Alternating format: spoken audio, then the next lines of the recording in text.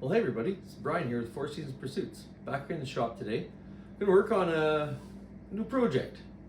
I just got myself one of those Vevor, they're called a Chinese diesel fired heater. I picked one up. I did a lot of research on different heating options for my hot tent or for my ice fishing tent. Now I have used my buddy heater. I still would use it, but one of the things I find with a buddy heater or any other propane fire heater where you exhaust within your own space is the condensation that comes off propane. Or alternatively, if you're bringing out wood, well, you gotta have the hassle of hauling out wood. So with that, I did my research. I picked up one of those diesel fired heating units. They call them a cab heater. And I am gonna be showcasing that for you today. Now with a diesel heater, of course, it heats through a combustion chamber.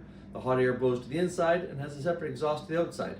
Although it's set up like that, I'll still always be using it with my carbon monoxide alarm and a little bit of fresh air intake into the space that I'll be staying in, sleeping in, or camping in, or perhaps fishing in. So with that, I hope this unit is going to be one that will be really portable. I'm going to use some modifications that I've seen online from other YouTubers. There's guys that have done a lot of work in providing some custom touches to this. So with that, I'll be doing some custom supplier inlet hose. I want a longer hose, as well as the hot air out. I'm going to change the fuel line out in it. It comes with a not so good fuel line, I'm going to say. And I'm going to also do some sound dampening with it. There's often people talk about the click, click, click that occurs on those fuel pumps on those. So I'm going to work on that a little bit, put it all together, and hopefully with that and a remote extension cord supply, a little bit of a base for it, this is going to be a really good project. So stay tuned. I will be showcasing this throughout, and by all means, I don't necessarily profess to be any expert at this, actually none whatsoever. I've just followed what other people have done along online. I've been doing it myself, and hopefully what I share with you today will be informative and maybe perhaps help you in making a decision what you're going to be going with that. So stay tuned along with my journey on customizing the Vevor heater. And if you like content like this, you know, I'm not necessarily always looking for subscribers, but maybe one day it will help. I share this for a lot of friends and family, but if you like it, feel free to hit that subscribe, share it with others, hit that bell notification button that keeps you up to date with my videos. I generally put out a video at least once a month, all 4 seasons of the year, and stay tuned for more.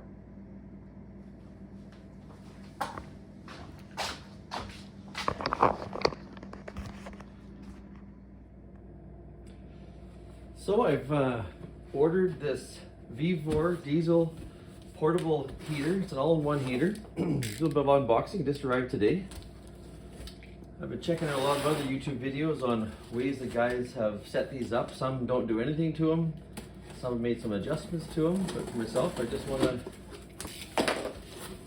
make sure it works for my needs. So it's a bit of an unboxing here today, see how it arrives. Protected fairly decently. No apparent dings or damages.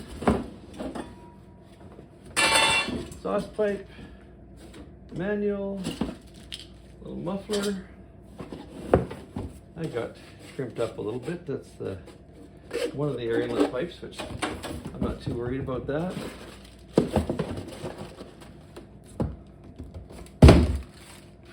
A little outlet for the pipe off the end of it. Assortment of hose clamps, the air filter, and a wiring harness, which I won't be worrying about. So yeah, this is a pretty neat little unit. With this unit, one of the things that I'm going to be doing is taking the screws off the outside of it, and I'll be showing that later. I have decided to do my own inline fuel filter with it. I picked up some fuel hose here, a few feet of, this is 3/16 by 5/16 fuel line from our local automotive store. As well as this is, I believe I got a 14 gauge 3-wire RV line for energizing powers along RVs and trailers. I want to wire this to this controller so I can have the controller inside my tent or my space where I'm going to be at, and not be reliant just off this little remote fob. But I can run the controller inside easily from there. And I will also be running in, I have a switch I've acquired for it to energize the unit off a longer cord than this wiring harness is. So hopefully this all comes together and I'll be showing you all soon.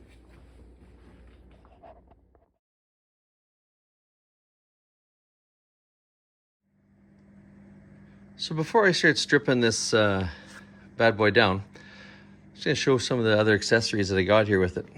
You know, it comes with this 3-inch supplied discharge duct line, the air intake line, as well as the exhaust. I got a 90-degree elbow coming for that. But what I decided to do, I want to be able to extend this so I can draw more ambient air from within inside my hot tent rather than just the cold air from the outside, having to fire that and bring that up to full temperature.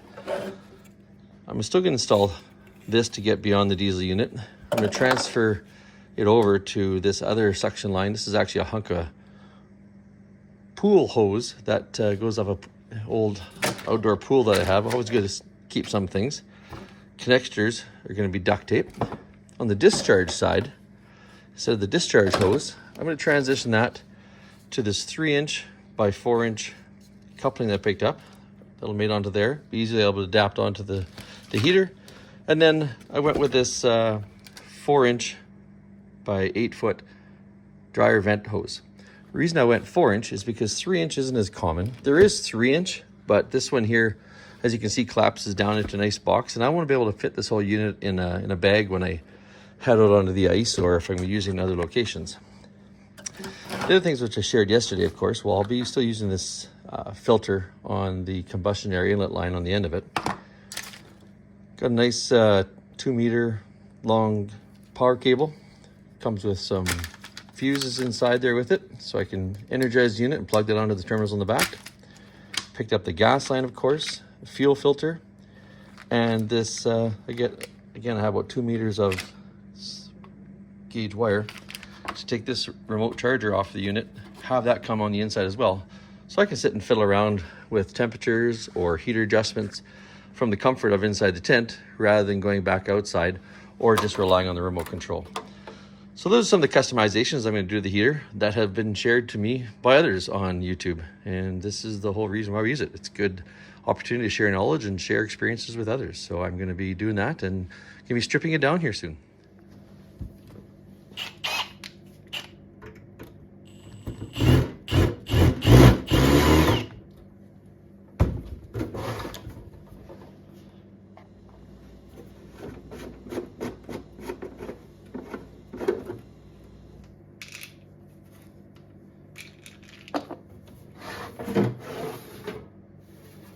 That comes off easy.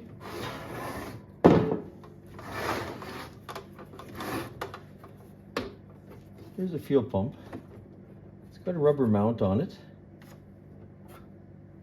Should be able to insulate that. See, this is loose, so I'm going to be able to easily take that out. Replace the fuel lines, get that done, and probably insulate that pump from all accounts that I can understand. Use some soundproofing between here, the outside of the heater box itself a bit. It doesn't necessarily need soundproofing, but I want to focus more so on the pump and a little bit of the shroud around it. Yeah, it's pretty simple.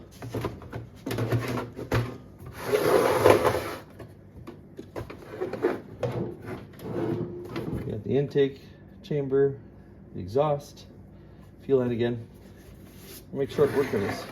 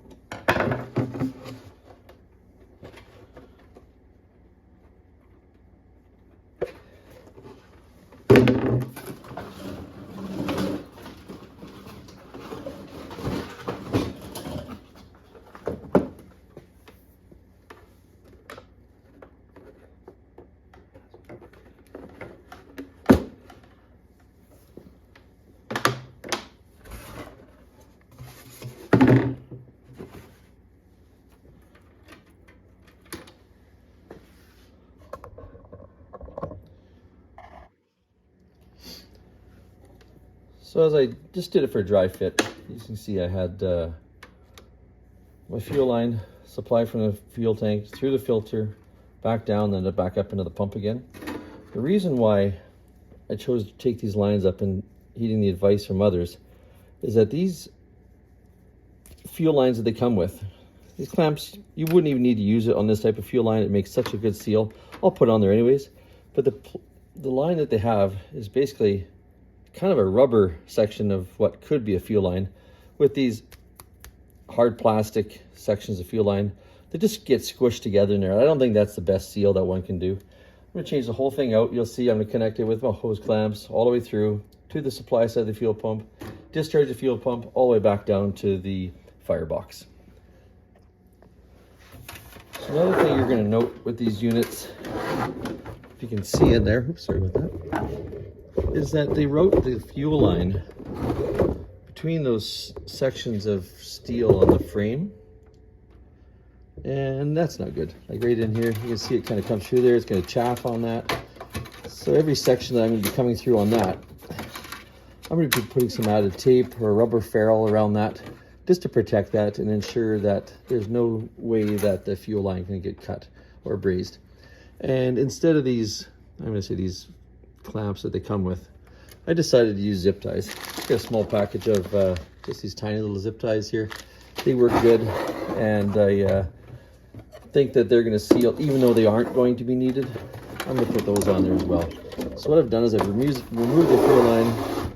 I've just removed the fuel pump so I can get at it and work at it easier. You can better see the rubber bracket that it comes in, and we're going to connect this up here right away.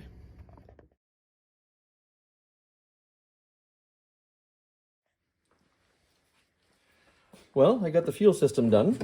You can see the tank is left loose. Went with the section line, a few inches, zip ties for connectors.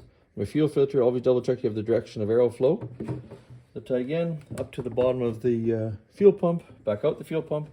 I'm going to put an insulation wrap on that. I have some nice heavy, thick black felt that's quite soundproofing. Using that.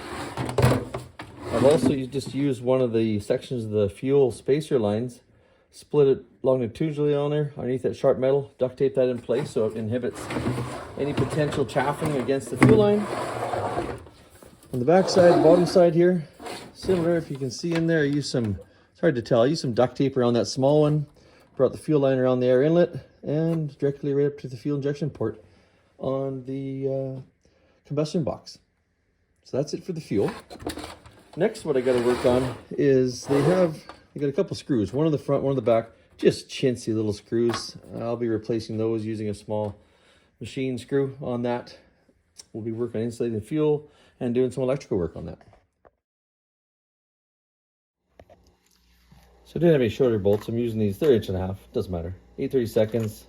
I bolt it in, that connects that centerpiece very well between the unit. So on to the electrical system next. I pulled this control panel off the front of the unit. It's just on some adhesive tape. I want to be able to have this inside my tent, like I said. So what I'm going to do, I can just essentially either disconnect this cable, or alternatively, what I'm going to do, I'm just going to splice. I'm going to splice this in half. One end for my supply, I got this 6-foot length of nice cord that I'll be able to match the colors, and that's really all there is to it. Match the colors up. I got a white, red, and black on my cable, and there's a yellow with black, yellow with red, and a blue with black on the other side. As long as I put those together on the right side, I'll just join them up with some simple quick terminal disconnects, seal those up, leave the sealed end inside, and then the other side will be out to the cable.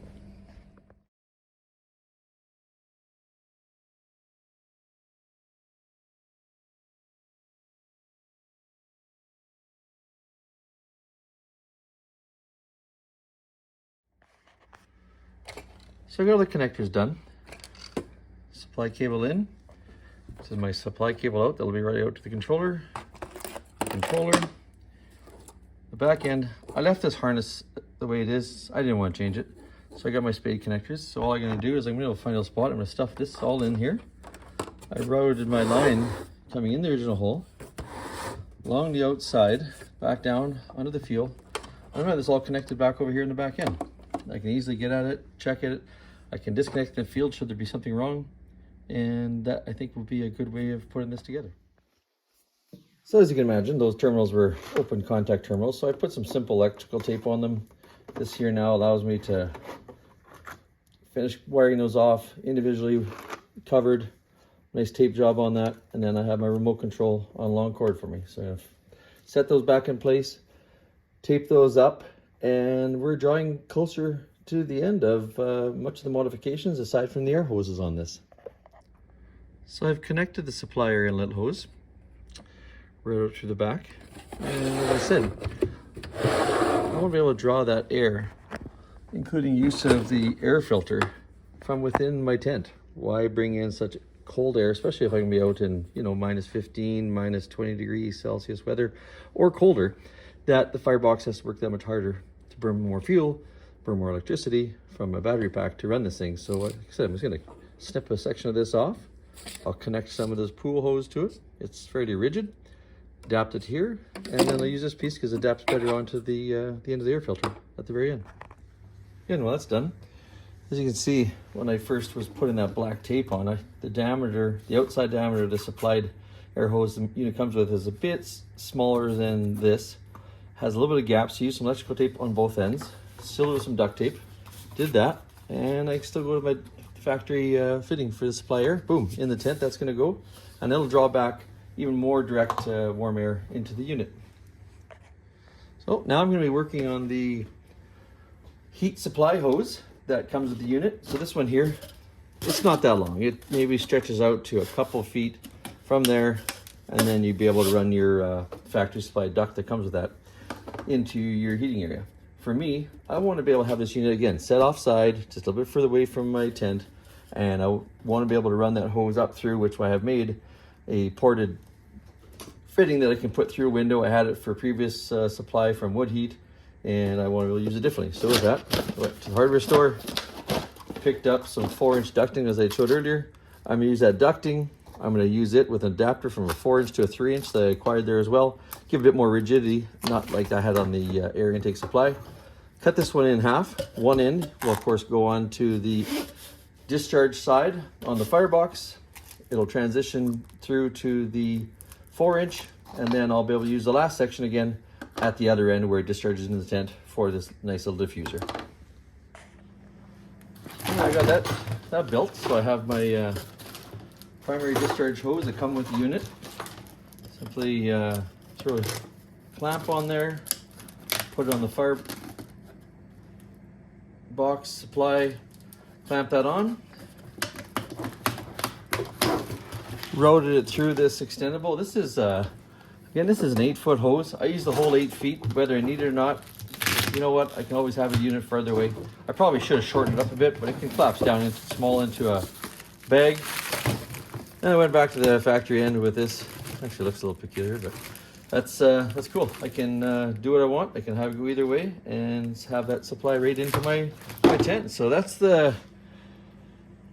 both the supply air as well as the hot air going to the tent. All I'm waiting for, I ordered a factory 90-degree elbow for the exhaust pipe. I want to be able to run that nice and clean rather than try to have this piece bend and make such a sharp 90. And make that 90 come out, and then I can have that route where I want it to go. So that's the last of the air inlet supply. I think I've insulated the unit enough. I might put another layer of insulation on the lid. I might, you know what, I'm going to do that. We're going to seal that to the inside just to allow for a little bit more of soundproofing. I really don't want to hear that clicking of that pump and lessen the sound of the unit when I'm in my tent. So for insulating the shroud in this unit, I do have a lot more. It's a really heavy black fiber felt. I think that's going to work well to deaden the sound. I'll just tape that to the inside of the lid, get out of the way. What I will do, just take note of this here, is you want to see the fuel gauge. This has a fuel gauge indicator, so I'm just going to split it on either sides. Even gives you another view of your fuel supply inlet. So I'm going to wrap it on those, and that will allow for even more sound deadening to this unit. So instead of using that heavy black felt that I use between here, I think it'd be too thick to be able to fit with the tight tolerance of this lid. So what I did, I have some of these absorbent pads that are actually designed for fuel cleanup or spills, you just put them on the ground. They're thinner. They offer a bit like a soundproofing. And I'm throwing those in there. We'll see how those will work. I'll keep an eye on them. I don't believe the firebox really generates any much heat at all. It's insulated into its own account, and I don't think I have any heat transfer for that. So I'm gonna give these a try. I'll keep a close eye on them just to make sure there's no ambient heat that's gonna cause any potential melting of this fabric. But I think this is gonna work great for soundproofing. A long screw in here. That should be all of them. 4 on each side. The older models used to have a lot more screws. So with that, I'm ready for fuel. Hook up my exhaust pipe. 90-degree elbow. I got the remote controller. Put that to a power supply. And this unit is ready to go.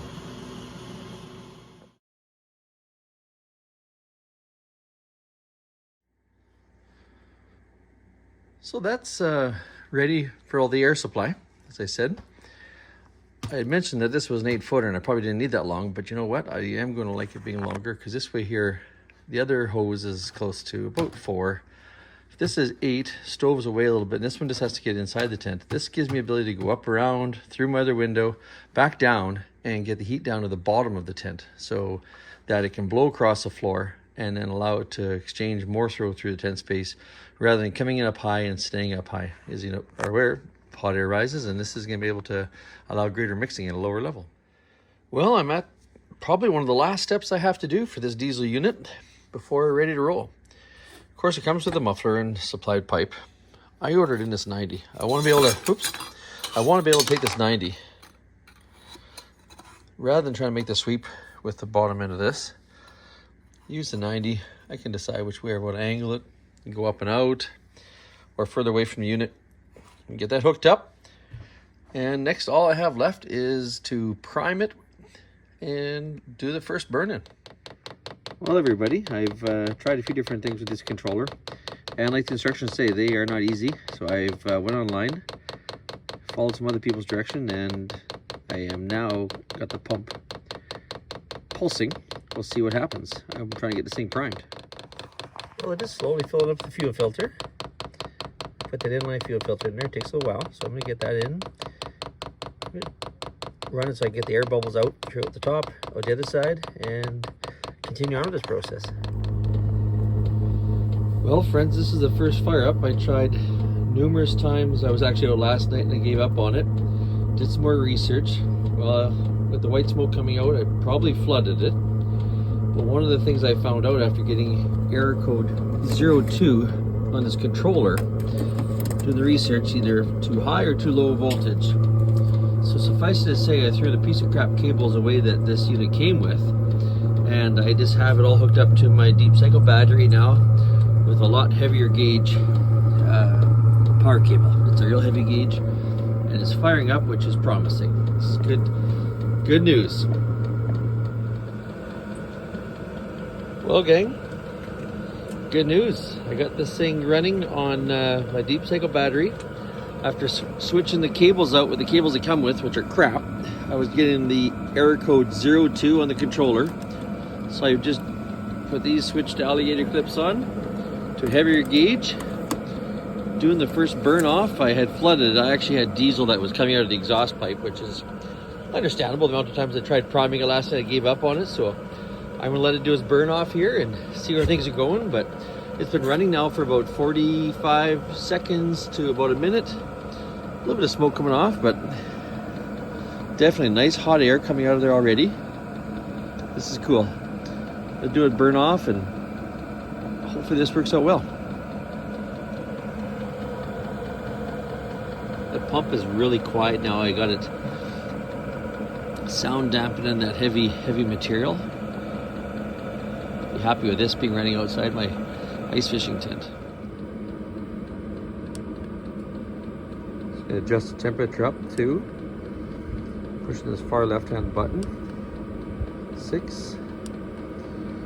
Guess that's as high as this one goes. We'll see how this works. So we'll see if this fob works well. I programmed it last night to it. Yeah, takes the temperature down. Temperature setting up. That's a fixed temperature. If this is working, I might just keep it at this. I know it has the other adjustable functions, but for the time being, let this burn and continue and see how things unfold. But so far, so good. Well, I've been running the unit now for about 10 minutes. Really hardly any smoke at all coming off the muffler now. Just doing a cook in, which is good. Oh, that feels hot. I can't even keep my hand any longer than that, so that's awesome. The cheap diesel heater seems to be coming through, and I hope I don't jinx that. All I have left to do now is put, again, that metal base underneath it, a couple legs, find a way that I want to adjust that to exhaust better. If I didn't mention it previously, the hose clamps that these things come with, they suck. They just don't work. They're garbage. Get new hose clamps. Get some new power cord, some a lot heavier gauge power cord. I'm going to find a way to do my power cord heavier supply yet with my 12-volt outlet on a power bank and get that figured out. But so far, this customization, I'm going to say, is a success. This is nice and hot. It's going to be keeping my ice fishing tent nice and warm this winter. Relatively quiet outside of it, and I'm content with that. No more making fires during the night. No more moisture in the tent from propane, water vapor. Hope this thing works well. Thanks for tuning in. My customization, of course, is not by any means an education for anybody. Just sharing my experience with y'all, and I hope this helps you. Cheers.